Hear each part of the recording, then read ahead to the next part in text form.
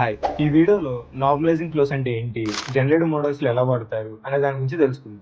ఏఐలో images, text, videos ఎలా generate అవుతాయో తెలుసా? ఇంత సింపుల్ రెస్పాన్సెస్ వెనకాల ఒక మ్యాథమెటిక్ ప్రోగ్రామే రన్ అవుతుంది.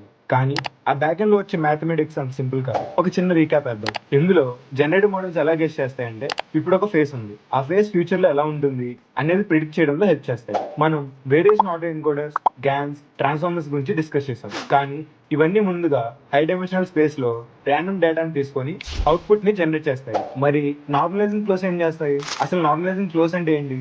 ఫ్లో అంటే రివర్ వాటర్ ని వన్ ప్లేస్ నుంచి ఇంకో ప్లేస్ కి ట్రాన్స్ఫార్మ్ చేస్తుంది. సేమ్ వే నార్మలైజింగ్ ఫ్లో లో మనం సింపుల్ డిస్ట్రిబ్యూషన్ ని కాంప్లెక్స్ గా మార్చేసి ట్రాన్స్ఫార్మ్ కి వాడతాం. ఎలా అంటే, ఇక్కడ ఒక ప్లేన్ రైస్ ని సింపుల్ డేటాగా కన్సిడర్ చేద్దాం. దాన్ని బిర్యానీగా చేంజ్ చేయడమే కాంప్లెక్స్ డేటా. బట్ ఇక్కడ మాత్రం రివర్స్ కూడా పాసిబుల్ అవుతుంది. Invertible transformation. ఈ ట్రాన్స్ఫార్మ్స్ ని బైజెక్టివ్ ఫంక్షన్స్ అని కూడా అంటారు. Forward and reverse both possible. ఇక్కడ మనం మ్యాథమెటికల్ ఇన్స్టిట్యూషన్ ని చూద్దాం. సపోజ్ మన దగ్గర లాటెంట్ వేరియబుల్ z ఉంది. అది సింపుల్ గాసియన్ నుంచి జనరేట్ అయింది. And we apply a transformation function of z equal to x. Then x is our complex data అంటే ఫేస్, హ్యాండ్ రైటింగ్ ఎక్సెట్రా. దాన్ని x equal to function of z అని కూడా రాయొచ్చు, లేదా z equal to inverse function of x అని కూడా రాయొచ్చు. Probability distribution calculate చేయాలంటే మనం జాకోబియన్ డిటర్మినెంట్ ని యూజ్ చేయాలి. ఇక్కడ ఈ ఫార్ములాని చూడొచ్చు. It's a bit heavy, but మనకి సాఫ్ట్వేర్ ఉంది కదా. ఒక ఫన్నీ ఎగ్జాంపుల్ తీసుకుందాం. Imagine Ravi is doing a face wrapping. Simple face ని స్టైలిష్ గా కన్వర్ట్ చేస్తున్నాడు, beard, sunglasses etcetera. But రవికి రివర్స్ కూడా వస్తుంది. స్టైలిష్ రవిని నార్మల్ రవిగా కూడా మార్చగలదు. That's invertible transformation. In normalizing flows every step should be invertible, easy to calculate and differentiate.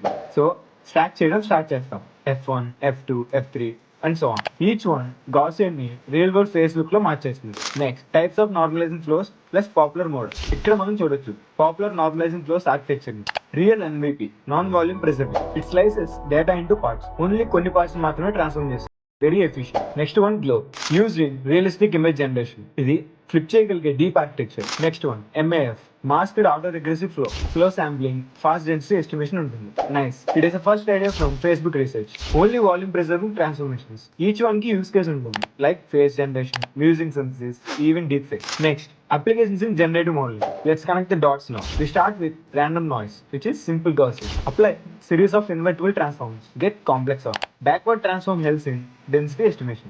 ఇవి ఎక్కడెక్కడ యూజ్ చేస్తారంటే realistic face generation, music generation, video frame prediction, scientific simulation, language modeling. Normalizing flows works well where exact probability combination is needed, which GANs cannot do. అంటే exact probability computation అవసరమైన place లో normalise flows బాగా work చేస్తుంది. ఈ places లో gain సరిగ్గా work చేయలేదు. In short, it is easy to simple, invertible, exact probabilities and powerful generative modelling. So that's all about normalising flows.